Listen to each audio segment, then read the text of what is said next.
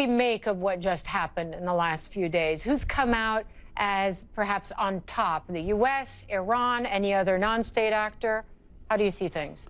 Well, I think there's no doubt that the U.S. has come on the top over the past week. You have to remember this is part of a long series of back and forth between the United States and Iran. If you remember, over the past 6-7 months, Iran conducted a few attacks that had no response from the United States, and this is really kind of establishing a new tone. And I think, despite what happened over the past 1 week of like alarmism of Iran's supposed retaliation inside Iraq, I think moving forward, Iran has got the message that the U.S. is serious about rolling back and kind of having a new policy towards Tehran, at least under Trump.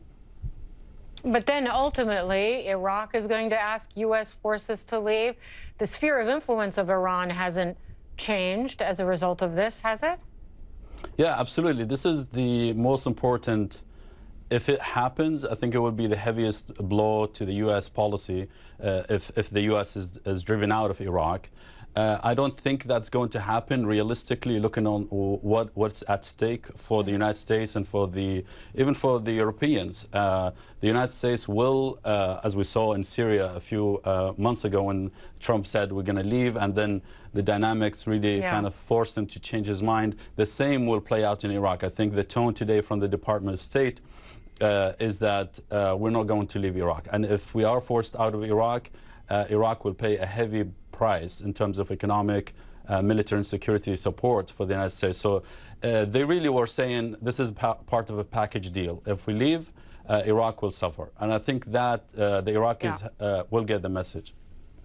But you sound like you're saying that Donald Trump played his cards right here.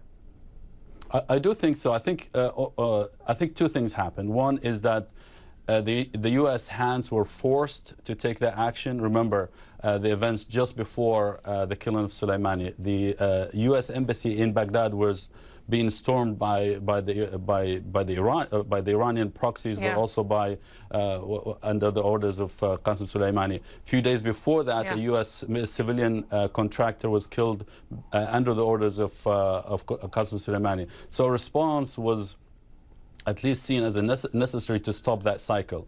But also, but as you, sorry, go ahead. No, I was just going to say, critics said, listen, this is super reckless because here you go, you killed the most important military commander Iran has on Iraqi soil. The domino effect is unpredictable. You're playing with fire. That this was kind of shooting from the hip. That was kind of the criticism leveled at Trump. That it wasn't a coherent strategy, and that if it turned out in the U.S.'s favor, it was purely accidental. No, absolutely. I think it was not accidental. I think it was, I didn't expect Iran to do anything for the U.S. I think Iran has a small menu of options when it comes to retaliating against the United States. Remember, the U.S. doesn't have heavy footprint inside Iraq. It can protect itself. But that's a legitimate concern because, and that's really why previous administration didn't take that action against Qassem Suleimani, despite the fact that it has been considered over and over before. But I think two things, like I said, the U.S. hands were at least partly forced in this case. Yeah, and quickly a word on the sanctions, because the strategy of the United States, if it has a clearly defined one, is maximum pressure. I mean, they've said it explicitly. We're going to make them suffer until they have no choice but to come to the table and abide by our terms. I mean, is that wishful thinking? It doesn't seem Iran's game for that at all.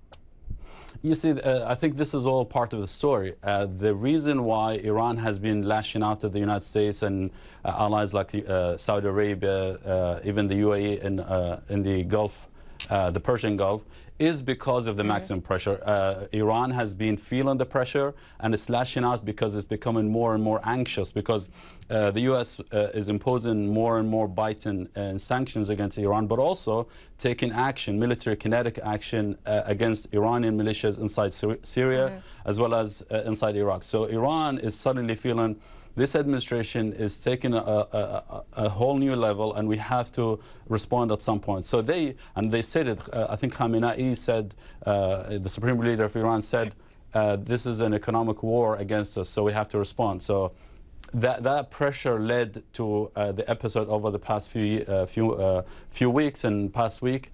And I think the result of that, the outcome, in my opinion, is that Iran now feels that it has to stop trying to escalate against the United States, and they're going to go back to revert to their old traditional ways of doing business, which is proxy wars and trying to evade sanctions and so on and so forth.